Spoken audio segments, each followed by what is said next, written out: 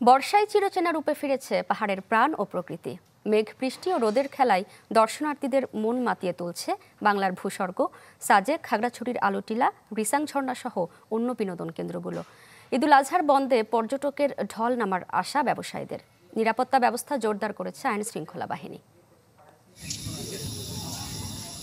Walton air conditioner exchange অফারে split এসিতে 23,000 টাকা পর্যন্ত নিশ্চিত ছাড়। প্রকৃতির দীর্ঘ শুষ্কতা ও মৌনতা শেষে চিরচেনা রূপে আলোটিলা পর্যটন কেন্দ্র, রিছাং ঝর্ণা, মায়াবিনী লেক, হর্টিকালচার পার্ক সহ খাগড়াছড়ির বিভিন্ন পর্যটন ও বিনোদন কেন্দ্র। প্রকৃতি এখন পাহাড়ে ক্ষণে ক্ষণে বদলাচ্ছে রূপ, কখনো মেঘ, কখনো বৃষ্টি, আবার কখনো রৌদ্রোজ্জ্বল। এমন ভিন্ন ভিন্ন রূপে মুগ্ধ পাহাড়ে ঘুরতে আসে পর্যটকরা। আমরা এখানে আলোটিলা গুহা, তারপর হচ্ছে নিছাং ঝর্ণা, আর মোস্ট ইম্পর্টেন্টলি সাজেক ঘুরেছি।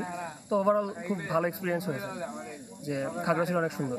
আমি এখানে আগেও একবার এসেছিলাম, তবে এবার এসে দেখলাম অনেক কিছুই ডেভেলপমেন্ট হয়েছে। নতুন 2টা ব্রিজ দেখলাম এবার, আর গুহাটা তো আগে থেকেই পপুলার, তো ভালো ছিল। সবচেয়ে বেশি ভালো লাগছে আলোটিলা গুহাটা।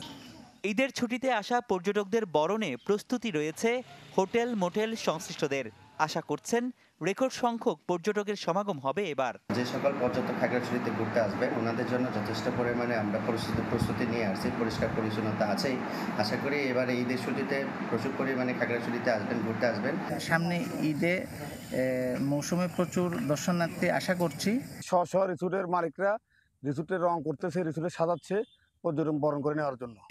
পর্যটকদের নিরাপত্তায় কয়েক স্তরের টহল ও নজরদারি থাকবে বলছে পুলিশ।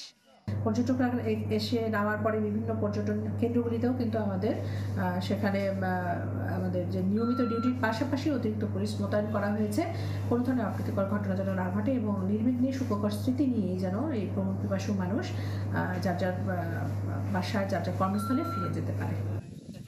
খাগড়াছড়ির বিনোদন কেন্দ্রগুলোর দেখার সুবিধার্থে লোকাল পরিবহন সার্ভিস চালুর দাবি পর্যটকদের।